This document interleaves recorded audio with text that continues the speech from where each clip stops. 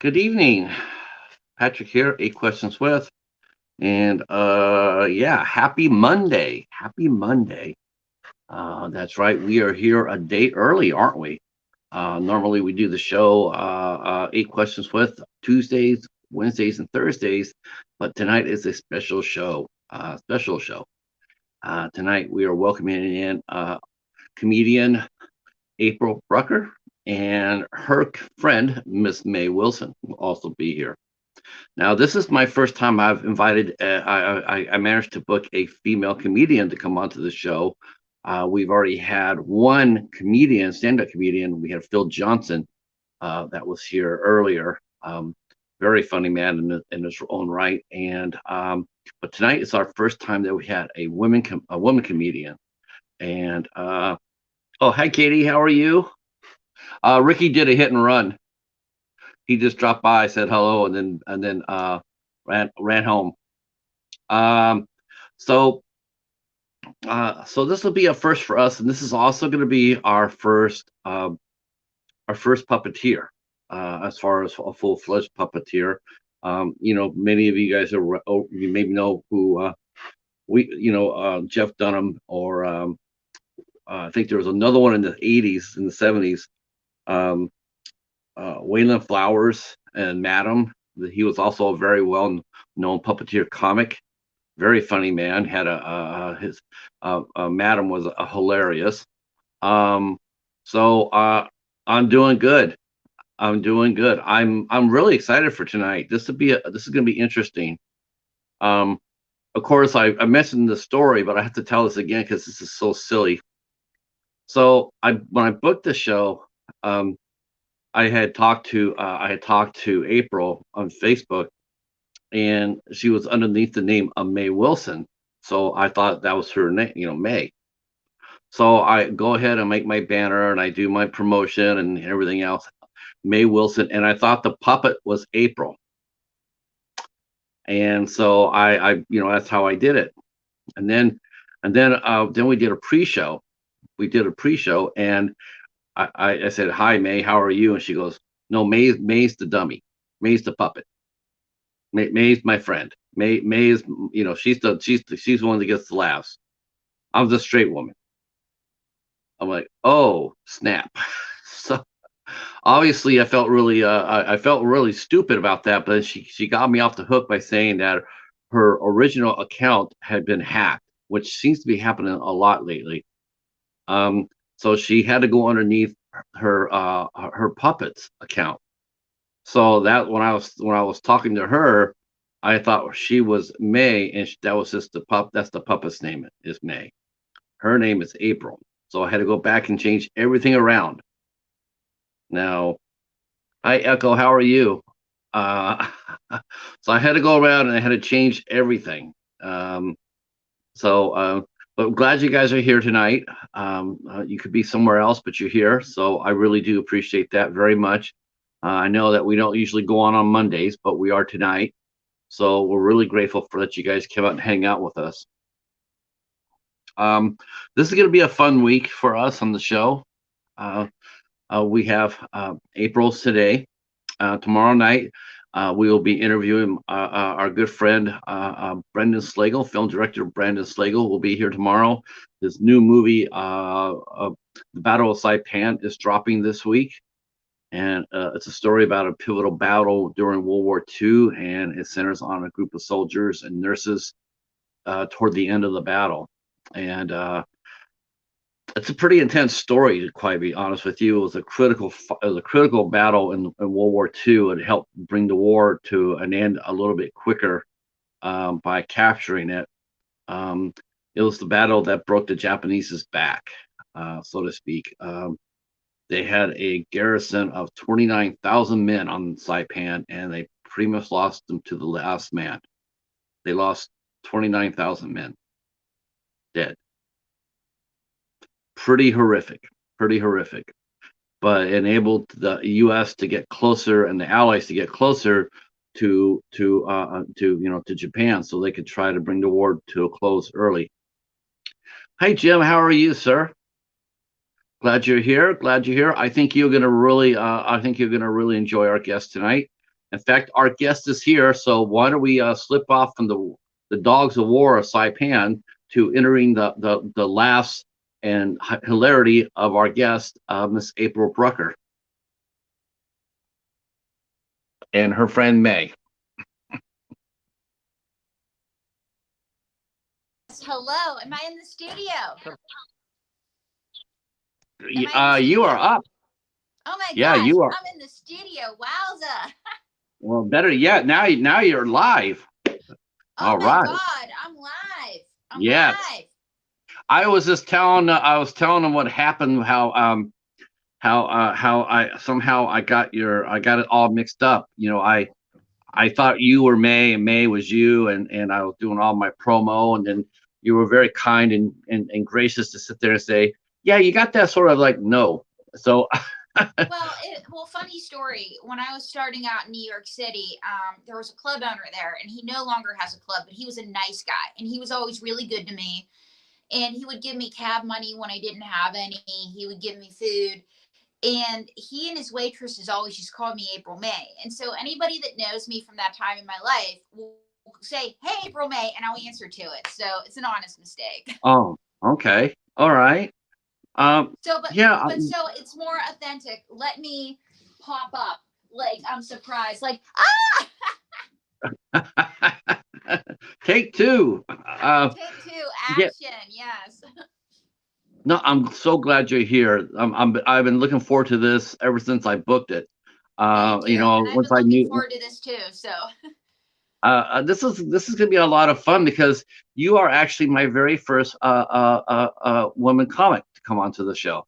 really, Yeah, of course, you know, it's really funny. It's like you ask, but you don't always get, you know, answers to, you know, like I've asked some other ones to come on, and it's like I don't know what it is. It's almost like, well, you know, am I going to be performing in front of people? And it's like, well, you're going to be interviewed. You know, it's almost like it's. Do you think it's a natural thing for comedians to whenever they do press that they immediately want to just start performing, they want to start running gags and jokes?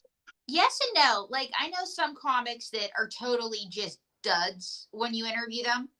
But then I know some that are always on. And so and you get both extremes because there are some people that only light up on stage, which is fine.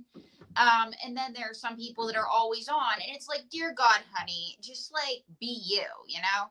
And I think a lot of performers, they become performers because they don't want to be themselves. So yeah, how that goes.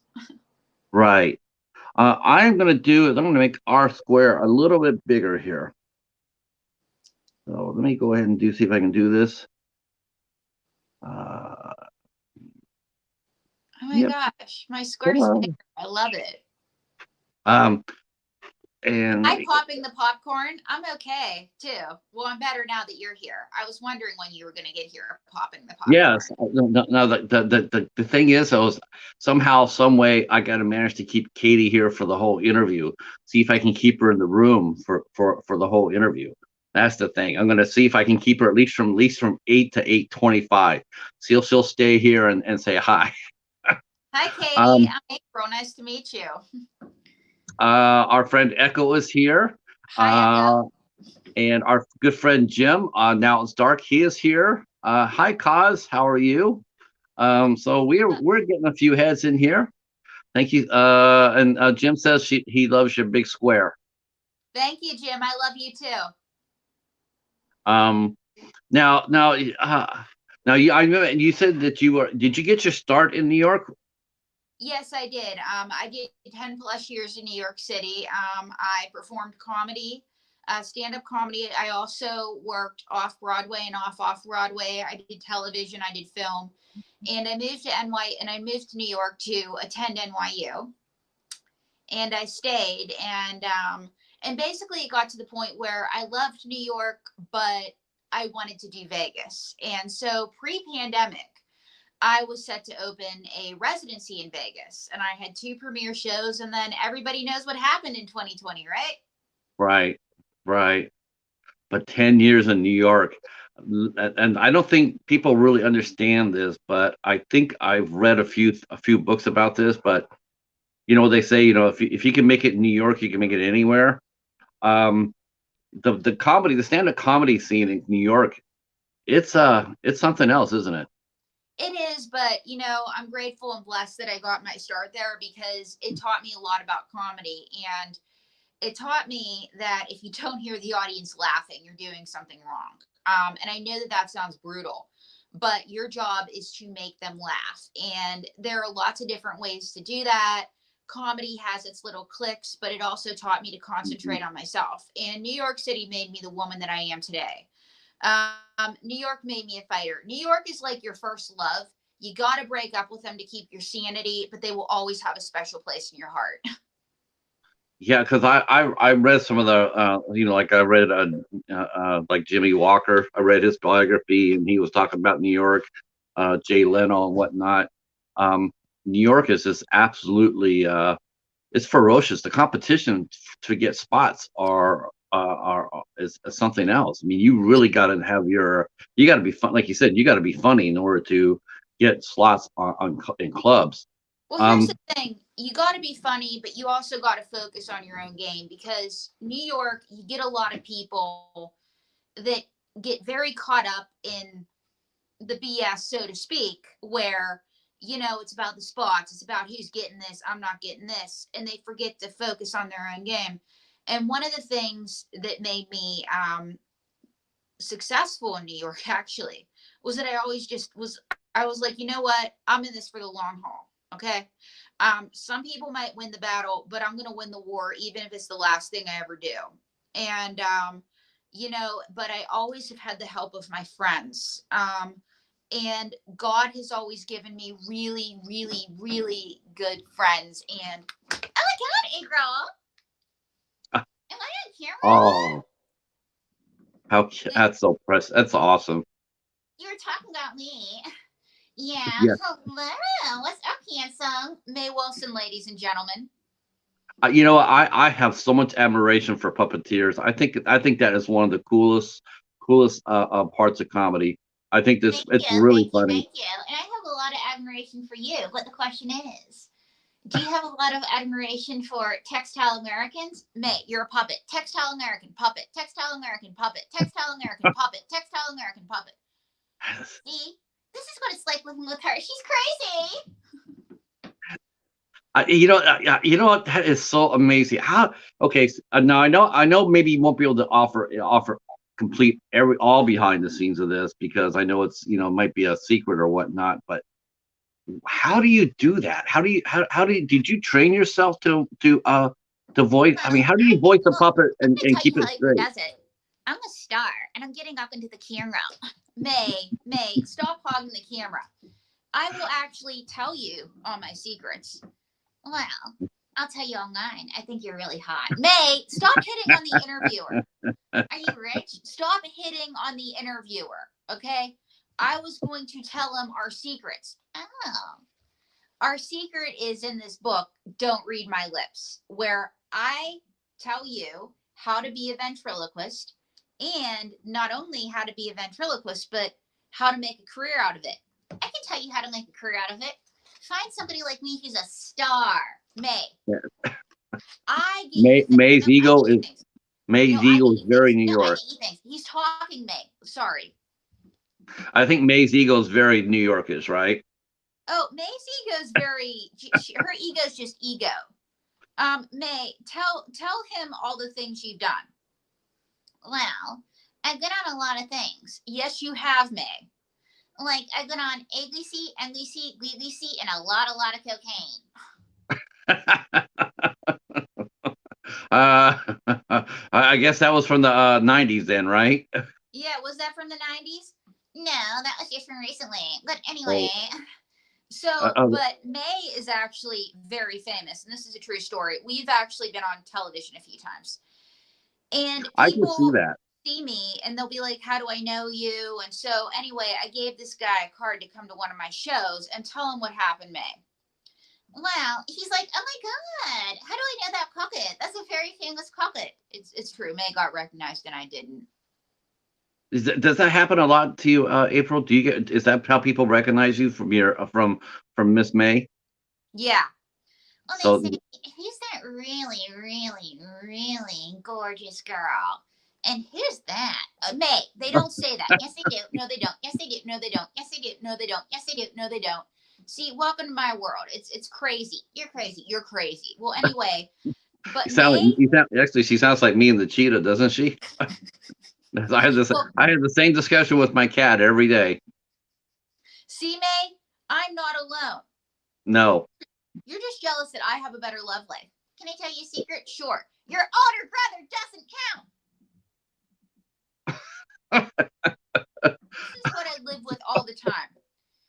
Oh my gosh. Now, was your first when you started out in comedy, did you start out as a ventriloquist or did Yes, I you start did. out? I started out as a ventriloquist, and then, and May doesn't like this part because she's not included. I developed as a legit stand up, so I can actually do both. Yeah, right, right. Now, Yeah, because but now it's you and May. You guys are bonded at the hip. yes, we're bonded at the hip, but when I do a longer set, it's like when I do a headlining set, I'll do part that's just legit stand up. Then I bring these guys out. I bring my kids out because I feel like it's fun to do both. But I'm the star of the show. I'm the one that they all come to see. You see, April's like the opening act for moi. What? Uh, Yes. So, but May is a Vegas veteran, actually. She did 9 months in an all female review. We were the special guest stars. No, I was the special guest star. You were there. May, there's no I in team, but there's a me. so you did you and May did a residency for 9 months. That's Yes, of course, we outstanding. were the special guest stars in a show. And then, but she's been on television quite a bit. As a matter of fact, we were on TLC's My Strange Addiction because I'm not looking for Mr. Right. I'm just desperately seeking Mr. Okay, sir. Yeah. And what happened was I was dating a guy. April was dating a loser as usual. Okay, May. I was dating a guy who I got engaged to on the third date. Bad decision. Danger, Earl Robinson. Yeah, who's the dummy now? Okay, May, you will never let me live that one down, will you? No, I won't. I know you won't. Well, anyway, long story short, he proposed on the third date. I said yes, and turned out he wasn't a very nice guy because he didn't like the puppets. So he made me choose between me and my puppets, and I thought, well, it's time for me to grow up and be a wife. So I said goodbye to these guys for 4 months. And she put me Oh, under the bed where it was dusty. And so, of course, the relationship turns out to be abusive. Shocker, right? And right. anyway, I finally get the courage to pick my puppets up again when he's not looking. And I decide that I really like being a ventriloquist. And what did you say, May? I said, dump that loser. And May is a so, smart lady. yeah. And so it took about a month, but I dumped him and he didn't like it. But, he, whatever, right? It's not his life. No, And, sure. it was a really bad breakup, which, were you shocked, May? No, it wasn't. You're a double dummy. So of course, I'm the only one that's not shocked. But anyway, the way we got on My Strange Addiction was we decided that we were going to be professional ventriloquists if it was the last thing we ever did. So for a little extra money, we started working as street performers in Brooklyn. And we were working for a flea market. And so this really cute guy, and he was really cute. I hit on him, and he came over and talked to April. He comes over and he says, can I take your picture? And I said, you can take my picture anytime. I think he was talking to me, mate. Whatever. So anyway, he says, so I'm telling him about my ex, because that's always a good opener. Yeah. Oh, yeah. That's a great icebreaker. Yep. Yeah. So anyway, he says, don't worry about it. My girlfriend doesn't always understand my camera. And so I'm like sad because he's got a girlfriend, I'm like, and I said, well, that's never stopped anybody before. Okay, mate. I'm not that kind of girl. Well, I am. So anyway, he takes our photo, and so he sends it to me on Facebook. And a year later, I get a call from TLC, and they're doing a show called My Strange Addiction. And at this point, May's going with me everywhere. I'm even going on her dates to screen losers. And and they said, "Is it true you dumped your fiance for your puppets?" And I said, "Well, there's more to the story than that." And anyway, what did you say, May? I said he's a loser. And so they said we're casting for a new show for TLC, and the next thing we're on TV, and I'm a star. That's right. Oh my gosh. That's well, you know what? Congratulations for getting out of that. You recognized it and you got out of it. Thank you. And it provided you with some, that's one thing I really do admire about comedians is that they can take something like that and they could turn it around and use it for themselves. And you know, you know, you can make a little fun of yourself, but yet not beating yourself up, because it really isn't your fault. It's not your fault, It but was you're able to a turn around. But learning experience. it was a And learning there's experience. an old saying that the lessons that give us the most self-esteem hurt the most. I agree with that. So I mean, it could have been worse. He could have gotten married, yeah. Oh yeah, funny story. And April's a triple dummy for this one. Uh-oh. He actually wanted me to go to the courthouse and marry him because my parents didn't like him. And the deal was we were going to go and get married and then break the news to my parents when the time was right. Oh yeah, your parents would have loved that. Oh yeah. And so I just had second thoughts about that one. And thank God you didn't do that one, April, because that would have been so dumb. Uh, So so May, a question for you. How did you spend your 4 months when April was away? well, it was really lonely. But I thought about going solo. But I was like, you know what? April will come back because I'm a star. And April, during those 4 months, you were just sad. I was really sad all the time. Yes, but when I came back, she was a star. And they said, wow, we are so glad to see May again. And I'd go out, and what would they say? They'd say, where's that girl that you're always with? You know, May Wilson? Yeah, they actually would. They would actually ask about May. It was so sweet. See, Now, April? the thing let me ask you a question, April. Now, if he met you, and people do meet you, right? They meet you on, like, hey, how are you? And they know you. They see that this is what you do for a living. You're a stand-up comedian. You're a ventriloquist. This is how you make your living. How do people come up to you and then talk to you and then turn around and sit there and say, yeah, but the puppet's got to go. It's like, well, what's the reason why you came over to me anyway? I mean, Well, wasn't he was wasn't just my very controlling. I was at a low, like not a low point in my life, but I was back and forth with somebody that I liked that, and it was like, I don't know. The whole thing is I just wanted somebody to love me. And I thought he Sure. was going to be that guy. But he wasn't that guy. He was a loser. But the good news is, April, you got a comedy routine out of it. Holla! Yes, and you know what? I'm so glad to see that. I'm sure that story gets a lot of laughs and a few women looking over at, giving their date the side eye. Like, you better not turn out like that guy. Oh yeah, Um, well, it gets a lot of reaction, and everybody has a nightmare ex. But May, you have a celebrity crush, right? Yes, I just got my heart broken by Kermit the Frog. Kermit the Frog? I thought you two were serious. Yes, but he's only into pigs. oh, that's right. That's right. And even then, I'm not really sure about that. But yeah, crazy. Uh, now, how old were you when you decided that you wanted to? What was there an inspiration to become a ventriloquist? Because of all the comedy stylings, and there are many, that one's probably not the first one people think of as far as for a comedian. So how did you This get? was actually an accident, and I gotta go meet my sugar daddy. I'll be back in a bit. Um, May Wilson, ladies and gentlemen.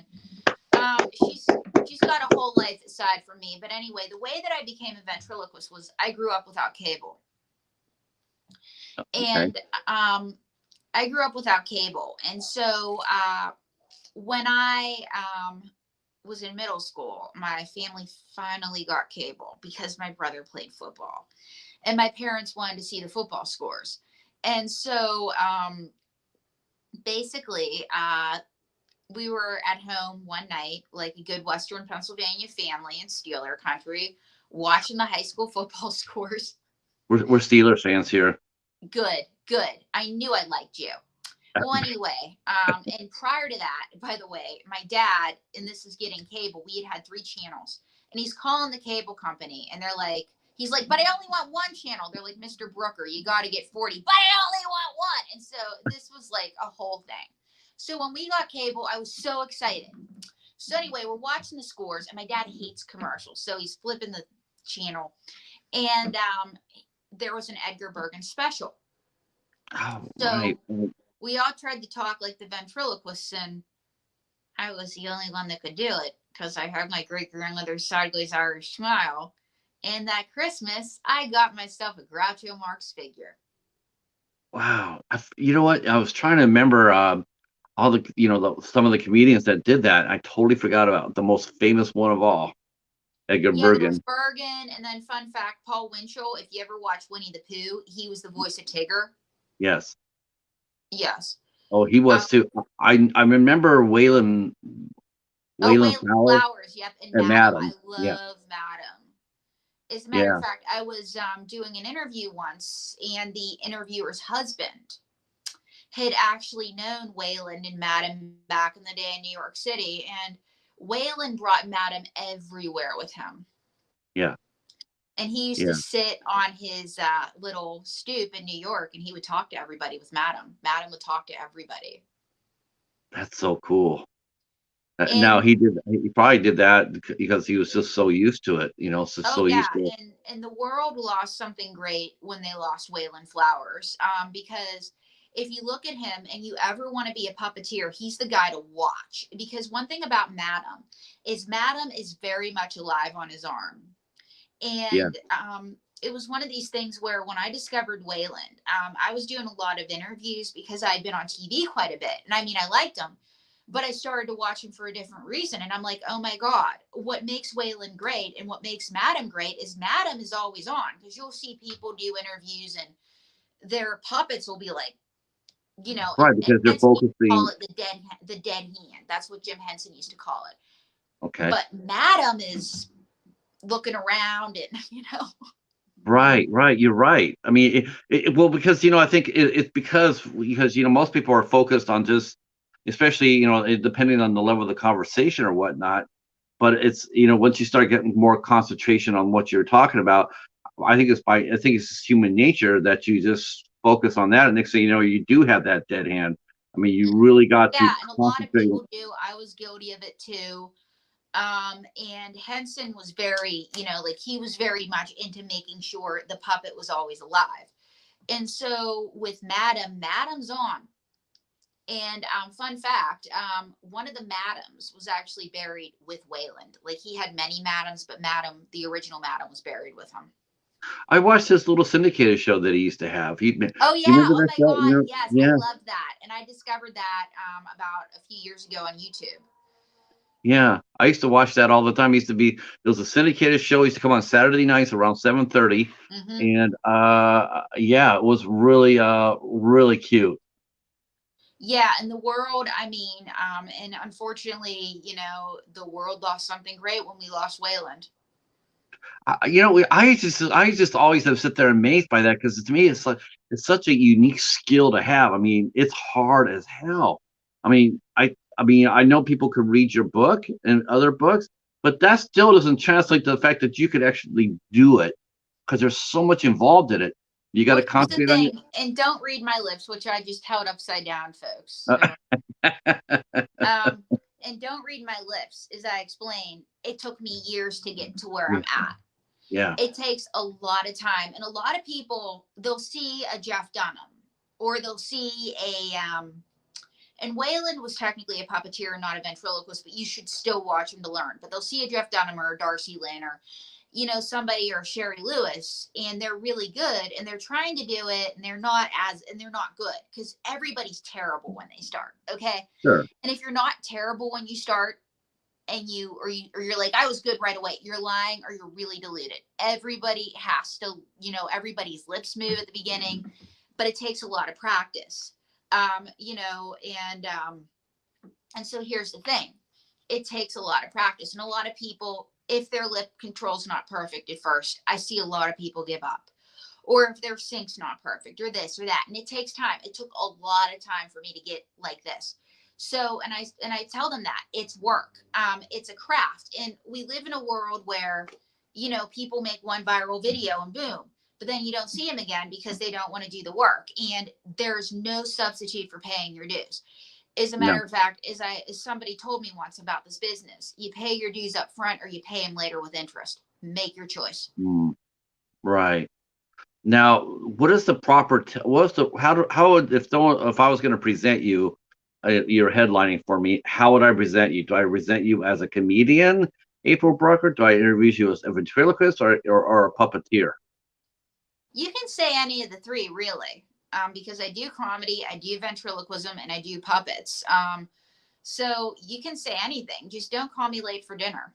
Yeah, yeah. That's, That's a motto of mine. Yeah, you can call me anything you want, but don't call me late for dinner. that's Uh, what my that's what my Meemaw Ralph used to say. Call me whatever you want, but don't call me late for dinner. right.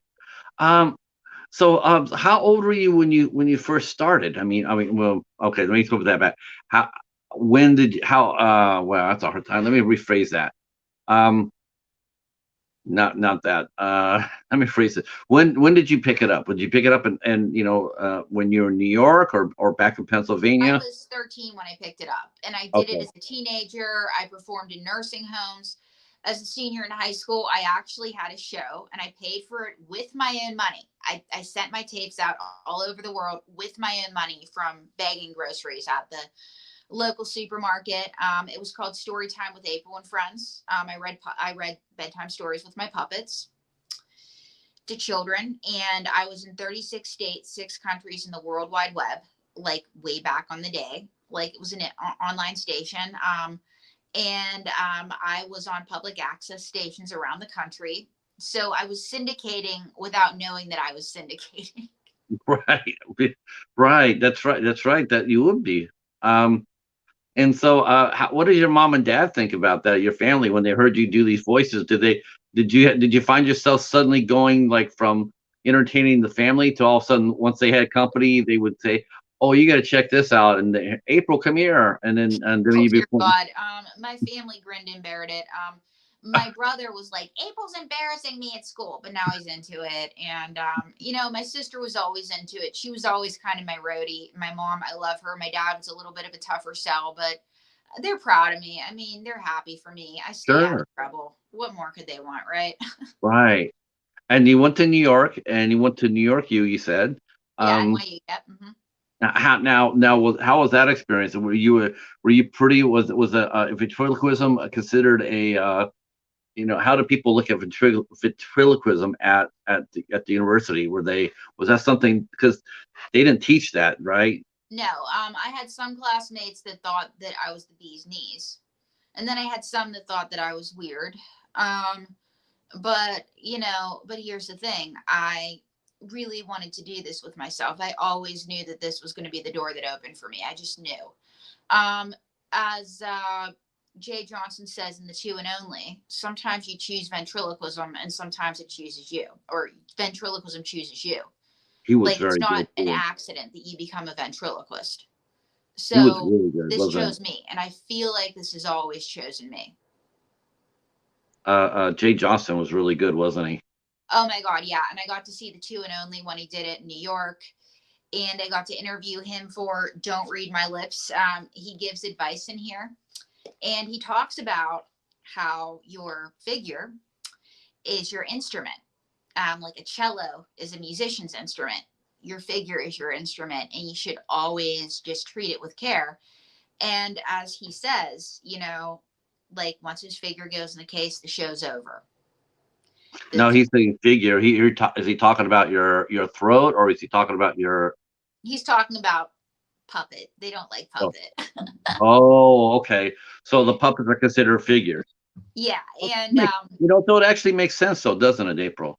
yeah, and so but when he was on Soap, he always tried to keep Bob alive at all times, and he talks about how the producer of Soap and he actually worked together to make Bob real, because Bob Campbell was his partner on Soap. Right. Yeah, it was funny watching him and Richard Mulligan fight on the show. That was a Bert and they Jay Johnson. The characters would like he would consider Bob a real person, and they would spat. It was hilarious. Yep, and the Um, producer of the show really, like, he said, listen, and he told this to the producer. He said, Bob needs to be real, and the producer agreed. And it was just amazing how this producer just had this imagination, and Jay had this imagination, and without that, soap would have never been the success that it was. I agreed. Agreed. Yeah, Soap was an amazing show. It was very much ahead of its time. Mm-hmm. Um, Now, how do you since your voice is everything to you, what do you do to protect it? I know that is tobacco and alcohol are forbidden because that just affects your voice. So Yeah, I what do try you to stay do? away from cigarettes. I don't drink. I stay away from booze, cigarettes. I don't, and it's a terrible habit anyway. Right. Um, but what I do is sometimes you'll see me in a green room before a show and everybody wants to talk to you. And if I'm not super duper talkative before a show, You're it's saving because your I'm saving voice. my energy and my voice, and I'll speak to you afterwards. And Right. when I was younger, and I was a little bit of a ball of energy because I loved performing comedy. And I just loved it. And it was one of these things where I loved being in New York City. And I would talk to everybody. I wanted to talk to everybody. And then I would wonder why I was dead by the time I got to the stage or I couldn't talk. So if you see me before a show and I'm not super duper effusive, it's because I'm, Right. You're saving your that's your yeah. And as a matter of voice. fact, one of my things is I try not to make anybody laugh before a show. I'm saving it. Right. Right.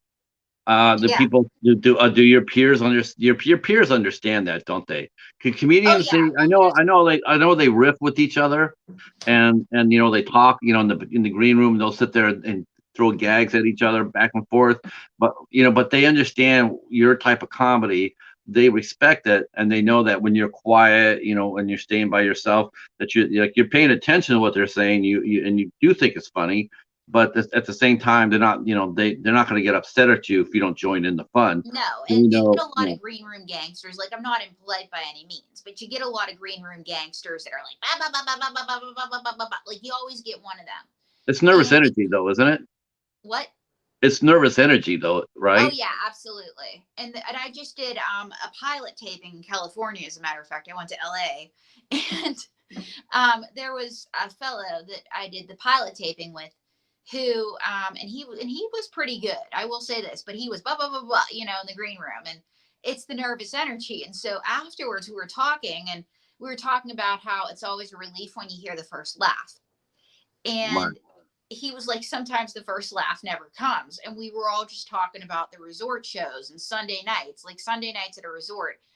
It's like they're dead. They've been partying all week. And so that's when you try the new stuff. And, but that's the thing is Vegas, I believe, has made me a professional. New York made me a performer, but Vegas has made me a professional because there's nothing like the talent in Vegas. Hello, hello, hello. This is Dwayne Newton. Oh, Dwayne Newton. Cool. Yes, you look like somebody famous, but you're not. Well, little darling, on Mr. Las Vegas, his second cousin, twice removed. Twice removed? Yes, once by casino security and once by the Clark County Department of Health. Shit. So you're not Mr. Las Vegas. No, little darling. I'm Mr. Almost Las Vegas. Almost Las Vegas. Man, that was cool. Have you That's ever met your famous cousin? Yes, actually, I did once, and he gave me his autograph. He gave you his autograph? That's really nice. It was big and gold at the bottom of the restraining order. Now, have you gotten to meet some of the bigger names? I mean, because you're there. So, I mean, do you get asked to open up for some like bigger names like Celine Dion or anybody who's doing a residency? Because I know sometimes they bring in comedians to warm up the crowd. Do you get invited to come out and perform? Well, Vegas is starting to open up more, so not yet because we're coming out of a pandemic, but God willing, that would be really cool. Because Yeah. Dwayne over here has been really gearing up. And Dwayne, tell him where he can see you. Well, you can currently see me performing at the Kroger Supermarket Slot Parlor. You know what? I believe that. I believe they're yeah. Do they have slots? Do they have slots in Kroger? Yeah, Yeah, they they probably actually do. do. They Yeah. have slot parlors in the supermarkets in Oh, Vegas. But I just want to say, Patrick, that I have hopes and I have dreams. And uh-huh. someday when they get a gaming license, I hope to appear at Whole Foods. I hope for that too. I look forward to seeing that. I'll be hunting for the bootleg on Amazon. But how are things with your agent Morty, Dwayne? Well, they were a little slow, but then he got out of prison. That's good. Do you have an original song? So, Patrick, give Dwayne a topic. He'll sing you an original song. Okay. I'm gonna. How about this for my good pal Al Ducard? He's also known as the Bat. How about a song about the Bat? Well, there was a man, he knew all that, and they used to call him the Gat, and they called him the Gat. Nobody knows where he's at. He's flying around town, and they call him the Gat, and they say Gat, and they say Gat. And they say, Dunka Shane, darling Dunka Shane, Gat. Thank you for all the joy and pain, Gat. Though we fly on our separate ways, still the memory stays for always. My heart says, Dunka Shane, darling Dunka Shane, Gat. Thank you for seeing me again, Gat. I hope you got your rabies shot. Rabies shot? He's a rat. Oh, okay. Oh, Bat. Yeah, bats. Yeah, they need rabies shot. So how did that song go over at Safeway? They fired me, but let me tell you, Safeway didn't appreciate my originals. Your originals? Yes, let me sing you one of my originals. Dear God. Here goes. There was a sheep that I got really close to, and it was a little. Oh, stop it! So, Dwayne, I just want to say thank you for having me on this show. Everything's been good. So, you've been on television recently. Yes, I was on camera. Camera where? Well, I was on camera at the Safeway. Safeway. Yes, the security camera. The security camera. They were dragging me out. Oh. But I got 2 fan letters. 2 fan letters. Yes, my mother and sister were working overtime. So, but you have another song that's an original. Yes, I do. And it's about something that April's selling. Dear God, I hope that this isn't too weird. It's not. April's got a calendar available on Lulu. And so some of her fanboys can get a look at her. Oh, zoinks! Dwayne! So some of her fanboys can get a look at her. So some of her fanboys can get a look at her eyes. Okay, Dwayne, get out of here. Thank you. But I do, in fact, have a calendar available on Lulu for 2023. It's called April on the River. Okay. Can we see a couple of the? Can we see January? Please.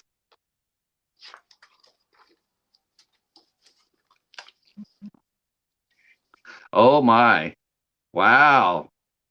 Yeah. Very nice. You can Very see nice. January, but you got to pay to see the rest of the calendar. Yeah, I folks. was gonna say that. Yeah. Yes, my puppet children have needs. Yeah, of course, you have to. They're growing puppets. They have to eat somehow. Yes, and I'm a puppet mother, and every child in this family works, as you can see. So yeah. Who came up with the idea to do a calendar? Is this your first calendar that you have done? No, it's actually my third, and I've always wanted to do one, and I just did it. I think that's neat, April. I do. I think Yeah, it's so folks, Buy the calendar on Lulu. You won't regret it. I promise. I promise. Hello, Mayhem. How are you? We are talking to comedian, puppeteer, April Brucker, and welcome to the show.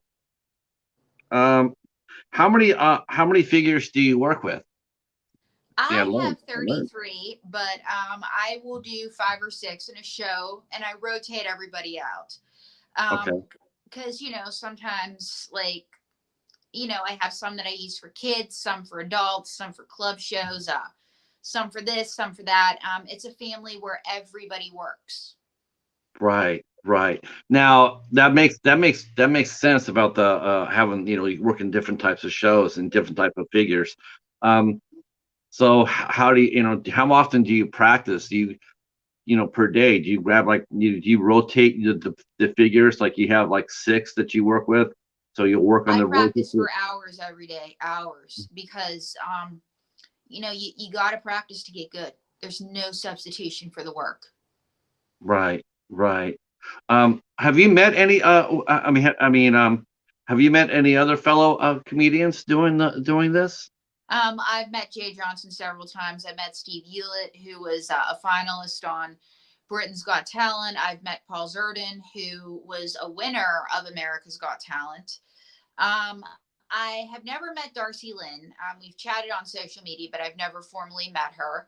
I knew Carla Rhodes back in New York. I knew Krista Michelle back in New York. I knew Nigel Dunkley. So yeah, we all actually, well, we quasi know each other. Okay, so there's like I said, there's like it's a subgenre. I mean, it's a subtype of comedy. So I was just wondering, and do you guys connect with each other, and do you guys? Yes, we do. And before he died, I actually got to speak to the late great Otto Peterson. I got to work with him. Okay. So, what was your first when you got to New York? Now, had you ever done any stand up before you went to New York? Did you do it in Pennsylvania before you moved to New York? And why New York? I mean, to me, it's like if you're going to do comedy, you would think that New York would be like that's the toughest town to break in, and you just wanted to tackle it head But on, it's right? also the best town for comedy. And no, I'd actually never done stand up before going to New York. But I actually went to New York thinking that I was going to be a classical actor. I know that's funny. Um, anyway, long story short, I um,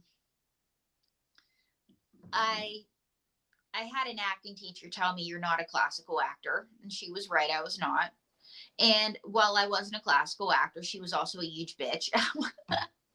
Right? Yeah, And yeah. so I was actually thinking of leaving New York until I got flyered into a comedy club one night. And I was like, wow, I'm funnier than the girl on stage. And I knew that this was what I was supposed to be doing. Wow. Um, now, it didn't hurt. It doesn't. Is it sexist to say this? It didn't hurt that you were also beautiful. Oh, I mean, come on. Thank you. Thank you. I mean, did you find your looks to be a help, or was it a detriment? well, every woman struggles in comedy because it is a Yeah. little bit of a boys' club, but I just focused on myself because I would hear people tell me, oh, the only reason you got this spot is you're a woman, or this or that, or blah blah blah blah blah. Like I heard so many things, but at the end of the Yeah. day, you can only do you. And that's what New York City taught me. And And I took the lessons that I learned from New York City and I used them to this past season. And you can see it on YouTube. I have my own show and it's called April in Vegas. It's from the English Hotel. I interview people in Vegas and it's with my co-host Steve Dennis, and we are out of the English Hotel. Um, okay. and you can see it on my YouTube channel, youtube.com/April Brucker Comedy. I think Bones dropped the link off, and we will all go over there afterwards and subscribe to your channel. And I'm gonna go watch it. I did not know that you were an interviewer. Yes I How, am. I'm not how, as good as you, but I'm an interviewer. Yes. well, you know what? We all have our strengths. I can't do a voice worth a tinker's dam, and I can't do comedy worth a tinker's dam. I'm bowing before you. Thank you. Uh, I think I do. I have nothing but respect. I mean, I know how hard that was to go to New York to break in comedy. that's just an amazing. I mean, that is amazing. And I would say that that's and then bring in a puppeteer, puppets into the mix, figures into the mix. I mean, that's just and you were just fearless.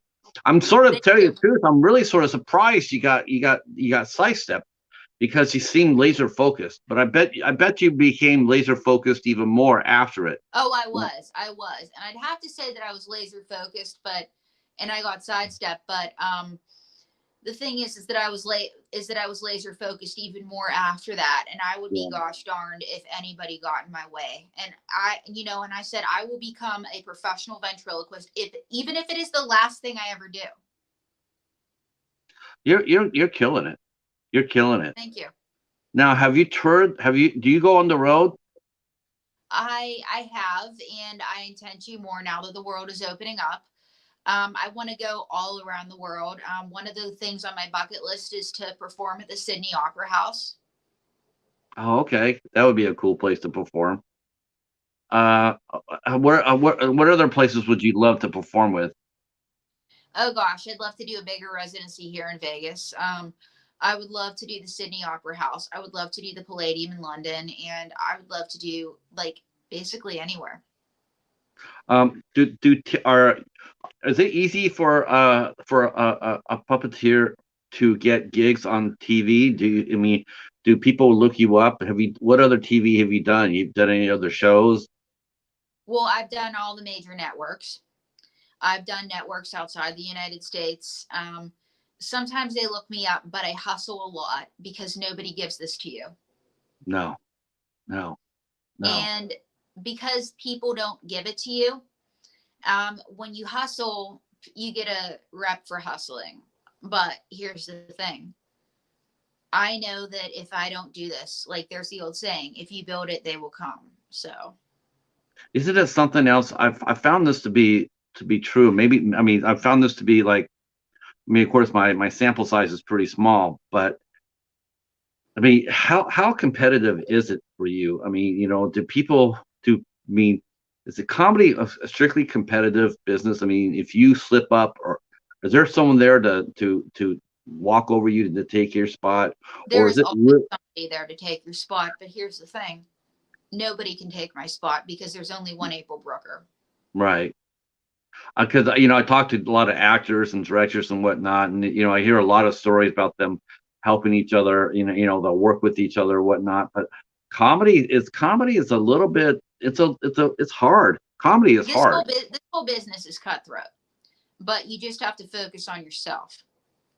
Right. And my whole thing is that I don't mind when other people are funny because I know I'm funny. And it means that I Yeah. have to be funnier. It just means I have to step up my game because there are Work hard. comedians that only want people that suck around them. I'm not one of Right. those comics. I want you to be funny because I know that I'm funny. Oh So yeah, that you get exposed though if you surround yourself with D-level talent, you get exposed. They're not very funny, and yeah, they're not very funny. They can't really help you at all. no, they And next can't. thing you And know, you're by yourself. I don't need to tear others down to build myself up. No, I can definitely tell, and I'm sure everybody here in the chat can too. Is you're very kind. You can definitely Thank tell you. that. Yeah, you're Thank very kind. And so I guess the one other question I'll ask, I hope is okay, but how has that first experience has that scarred you? Do you like, is it hard for you to have any sort of relationships because of what happened and you don't want to be you don't want to be sidetracked again? So do you just concentrate solely on your professional side? you. My work always comes first.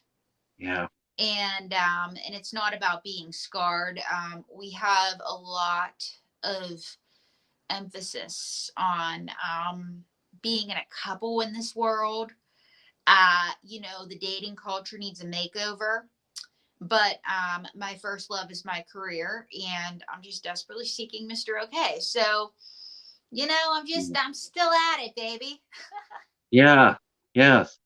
Now you've been on some fun things before, like you're gonna be on the History Channel, I understand. Yes, I'm going to be on the History Channel, Secret Restoration.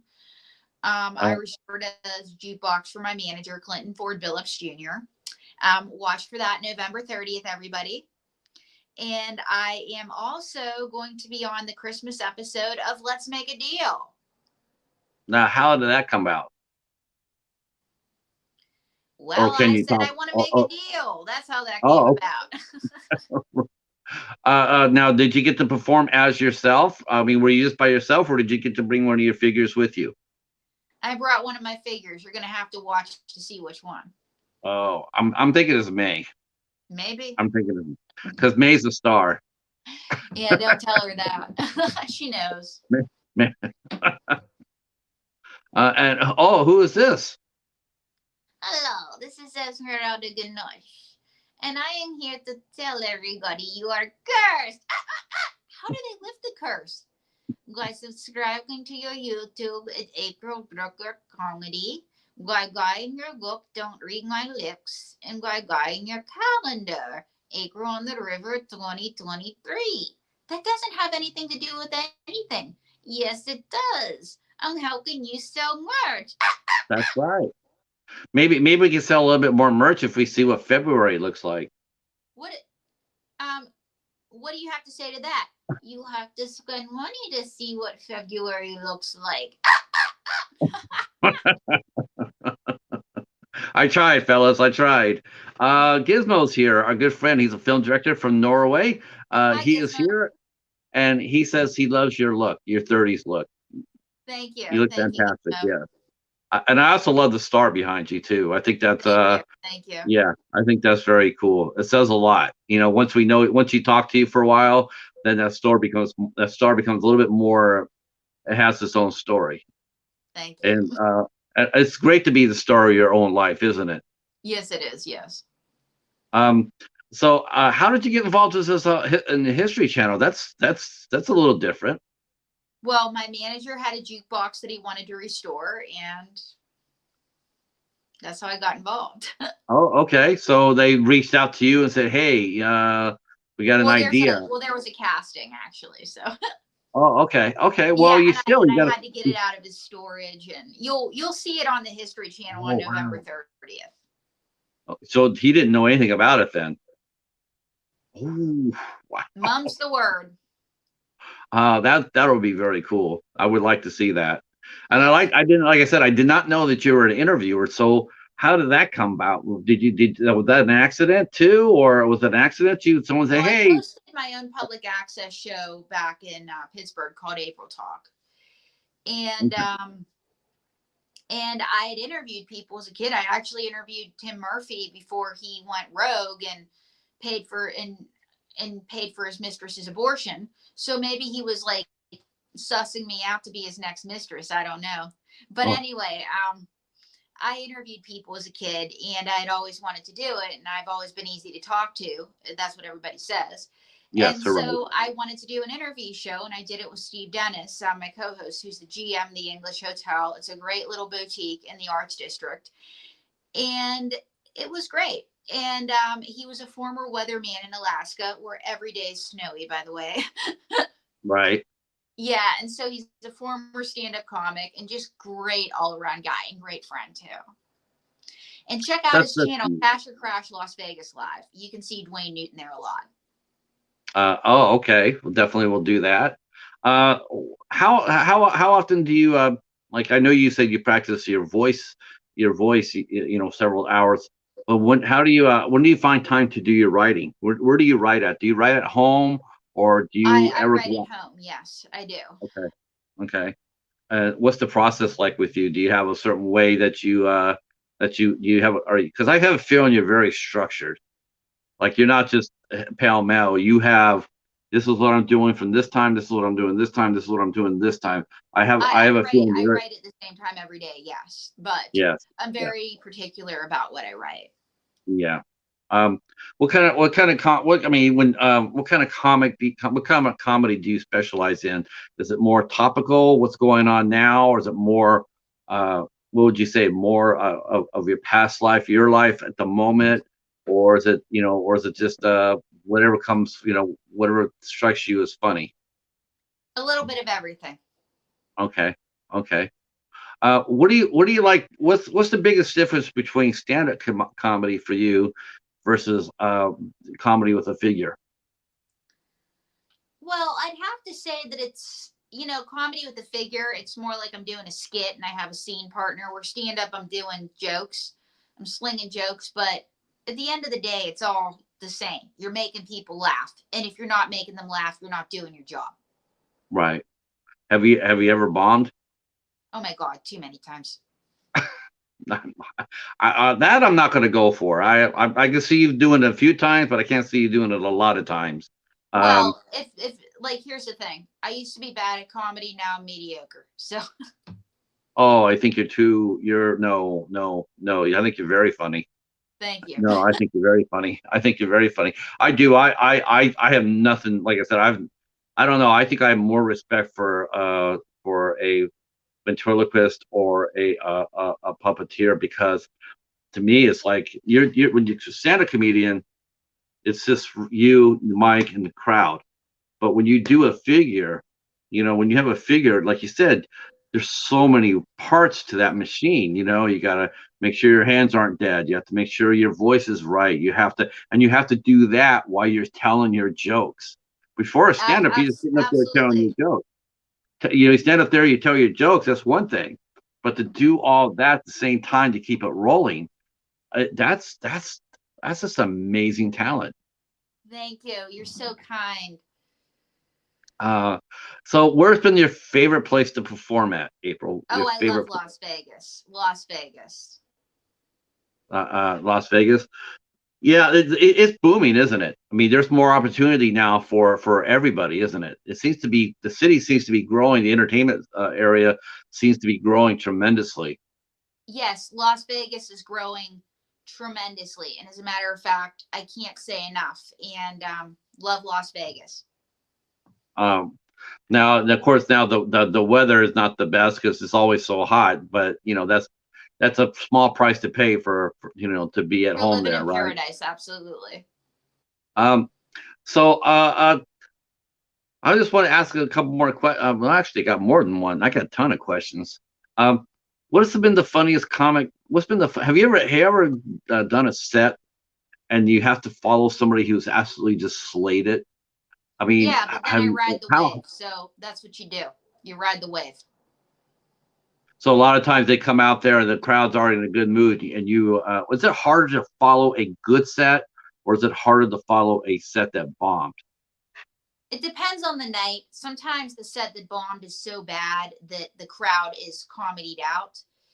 And sometimes following the good set is hard, but you just got to focus on yourself. Right. Do you think comedy as we know it in this country, is it a dying form, April? No, it's just getting a new life. Like, And comics will always push the envelope, but it's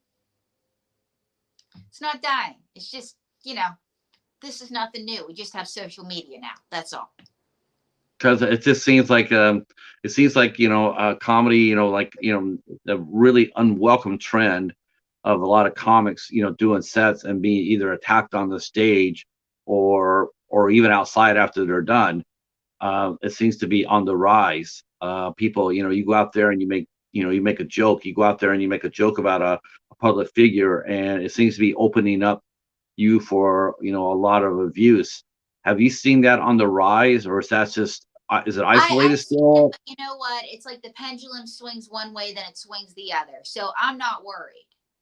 I'm not worried. This is nothing new. We've been going through this since Lenny Bruce. This is nothing new. We've been going through this since Mae West. This is nothing new. So people just need to know their history before they get their panties in a knot. So, so do you do? Is there any topics you won't do as far as your comedy No, I'll set? do everything. Okay, I like that. I like that.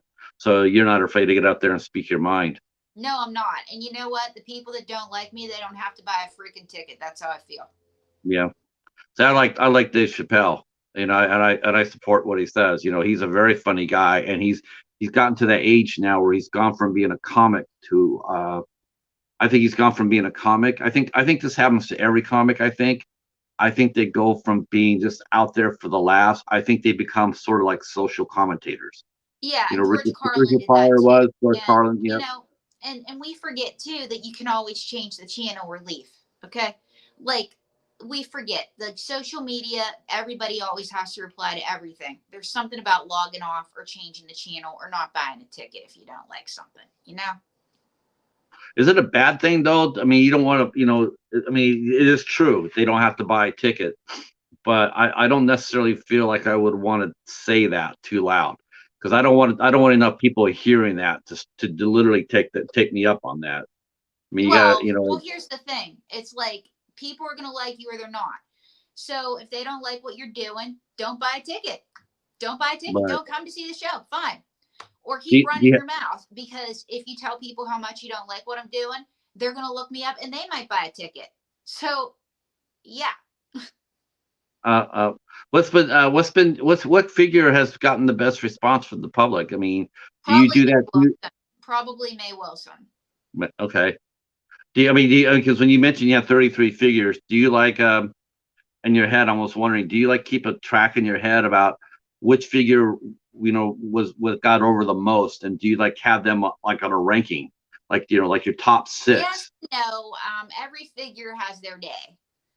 So, but Oh, speaking of okay. figures, I actually got to run in a minute because I got to go on stage. But anyway, folks, thank you so much for interviewing me. And check me out, aprilbrooker.tv, youtube.com/April Brooker Comedy, twitter.com/April Brooker, TikTok, April Brooker, and Cameo, April Brooker, and Instagram, the April Brooker. So, I will get all that and I'll put it in the description box. I did not know you were performing tonight. well, it's a last minute spot, but thank you Oh, guys so much. oh. Okay. We'll talk to you soon. Yeah, sorry I have to run. I just, It's okay. It's okay. We'll talk to you soon. thank you. Okay. Goodbye. Bye. Wow, she's cool as hell. Um, Man, that was fun. That's a fun show. Um, she's very talented, and I love her spirit. Uh, really good guest. Oh, thanks, Jim. Thanks for sticking around. I loved it. I thought she's a firecracker. She's absolutely fearless. I love it, and extremely talented too. That doing ventriloquism, with a puppet, and the way that's how she explained it, how they have to keep the puppet alive while they're talking. I mean, wow, who knew, right? Um, so that's April Brucker, and of course we saw uh, uh, Miss May Wilson, and we also had yes, definitely, Jim. Yes. You know what? You could definitely have that. You could definitely have that vibe. Like I could see her performing with a Lenny Bruce. You know what I'm saying? I could definitely see that. I could see her sharing a stage with a Carlin or a Pryor and doing really well with that. Yeah, I agree with that. She's whip smart too. And like I said, I really like the fearlessness of it. But no, I did not know that she had a show tonight. I honestly, if I'd known that, I might have pushed this one back because I still got questions. But you know what that means? That just means that we got to have her come back on. So we'll see about having her back on sometime next year for sure. Um, I really enjoy talking to her. Uh, so I'm sure we'll go to her YouTube channel. We put the links down below. I will get more. Part two coming soon. Yes. Yes, definitely.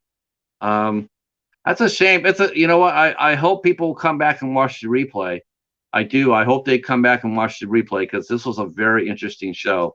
And I like to get more comedians on because I'm always interested in seeing how they approach their craft because it's just like acting. It's like everybody has a different answer. Everything has to approach comedy differently. So um, well, that's the show, I guess, tonight. A little short, but that's okay because we had a great time. We will be back tomorrow night at 8 o'clock. We'll be back tomorrow night at 8 o'clock with film director Brendan Slagle. We will be interviewing him about his career, including his brand new movie, The Battle of Saipan, which is dropping, which stars Casper Van Dien, Louis Mandalore, and Jeff Fahey. And we'll be talking to Brandon tomorrow night at 8 o'clock sharp at our regular time. And then Thursday we have the very sassy and very cool Kristen Wilton will be here with us on Thanksgiving Day, 8 o'clock. I'm not sure what I'm doing Wednesday, so you might have to come over to see what I'm doing Wednesday. I'm not entirely sure. I didn't try to fill the date. I left it because the day before Thanksgiving, a lot of people are here and there.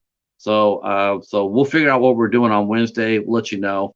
But otherwise, we'll see you tomorrow night at 8 o'clock for Brendan. Once again, I want to say thank you to April Brucker and Dwayne and Miss May Wilson. Just a tremendous talent. And yeah, I'm glad you guys enjoyed the show. All right. That's it for us. We're out of here. Oh, Echo Slide on Wednesday, or a peek at his new project, the Echo Asylum. I'm not sure what the new project is, but yeah, we'll do that. We'll take a look at Echo Slide on Wednesday, or a peek at his new project. I don't know if the Midnight Hour might be up on Wednesday too, so I'm not sure. Oh, Twisted Echo. Okay. We'll have to see what that's all about. But thanks for coming and hanging out. And oh, that's right. Yes, we will be heading over there, Jim. Oh, great. I'm glad you're going to be up. So Jim shows up tonight at 10 p.m. Monday till midnight. So we'll be all heading over there to support Jim because because his show's very awesome as well. And of course, Jim's going to talk about this show on his show. I'm just hoping. I'm just tossing that out there as an idea. And then Wednesday, we'll go ahead and take a look at Echoes, the new project from Echo. I'm not sure if the Midnight Hour it will be on Wednesday either. I'm not sure. I'll have to see. We'll see what Hobbs or Katie has to say for that. But again, thank you guys so much for coming out and for staying. I really do appreciate it. It means a lot to me. And we'll see you tomorrow night. Peace.